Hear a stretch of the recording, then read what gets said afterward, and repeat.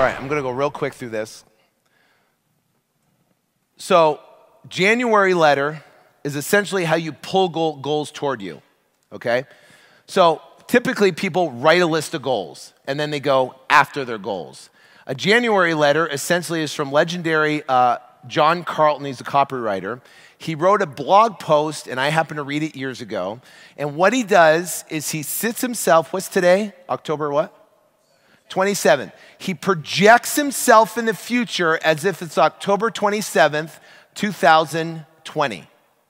And what he does is he writes a journal of everything that happened. Put yourself a year ahead and write a journal as if it's already happened. And then read it every single day. Be highly specific. I put in a January letter one time that I wanted to go to Napa with my wife in October. September came along, I had nothing planned, nothing. It was on there, whatever, didn't plan. I was like, I've been busy, I've been running. A couple days before October, a close friend of us calls it up and said, hey, we got a mansion on the top of a hill on a vineyard. We have the whole thing planned. We need one more couple. Are you in? I've been waiting for your call. What took you so long? And guess what? The weekend had to be open. It was perfectly timing. That's right. And it was the best. I couldn't have planned it better. It was amazing. I put income on there, and it's been within, talking millions of dollars of income, been within with like $1,000. And you know what I said? Darn. Should have done more. Right? But what I do is I have my January letter. I read it every morning in my morning ritual. I read my January letter. I read it at night before I go to bed. And then I voice audio recorded it, and I listened to it at the gym. I'm programming myself. Programming myself. Right? Because I got 7 years of my broke parents. Right? I got to change that. Morning ritual. Wake up early, at least 1 to 2 hours before everybody. Write and review your daily list of everything. I write everything I'm grateful. I physically write in OneNote. It's called, is it OneNote? Or, yeah, OneNote? Yeah, OneNote. Everything I'm grateful for and everything I'm grateful for that I want to happen. So I spend a good probably 10 minutes just writing down everything I'm grateful for, everything I'm grateful that I put gratitude in my goals. Grateful for what I want to happen. And that's really powerful, right? Read it generally, see yourself. Tony Robbins does a breathing exercise. You can get Tony Robbins' morning ritual. That, my friends, is probably one of the most important things you can do in your day.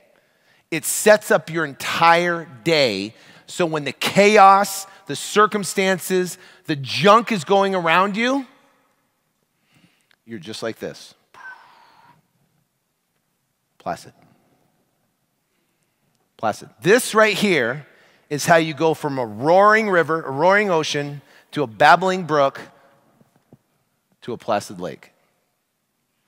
And I told you, you cannot attract success and wealth in your life if you're a roaring ocean or a babbling brook. You have to be a placid lake, and it's going to pull toward you. That's the way it is. So how do you do that? It's through your morning ritual.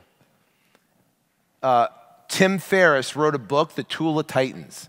It's like that book. It's like a Bible. It's that thick. And he interviewed some of the most highly successful people on this planet. You know what the common thread was? Every one of them has a morning ritual. I think but one. I think it's a guy that owns Craigslist or something like that. Something. All right. 5 laws of mastering money. Morning rituals. Create generational wealth attracting feelings. Read a January letter. Decisions. Make faith-based decisions. How you feel, become highly acutely aware on how you feel. When you feel or think a negative thought, pivot. Do the right thing always, and tithe. You do those things, you'll be living right. In my opinion, my humble opinion. I'm not telling you what to do. It's your life. I'm just saying from my perspective. I think we're done. Success is the ability to fulfill your desires with effort and ease. Imagine if you could spontaneously fulfill your desires the way you want. And it wasn't a struggle. You could turn your boat downstream and you could achieve everything you wanted. Wouldn't that be great? Isn't that how life is supposed to be?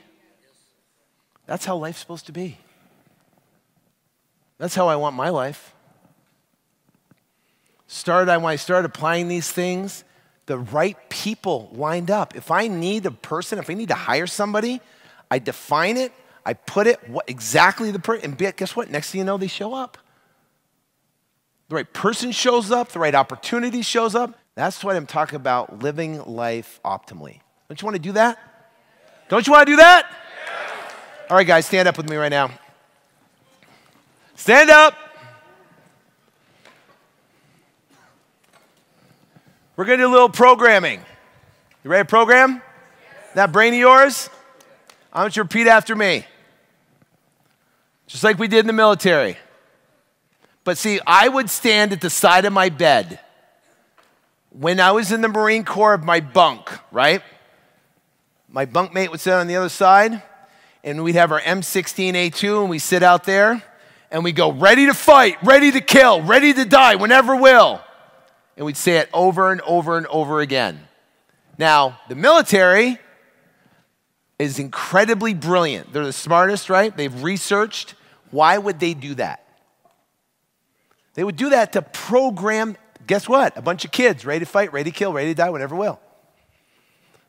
So it works. You can either listen to yourself or you can talk to yourself. How you do one thing is how you do everything.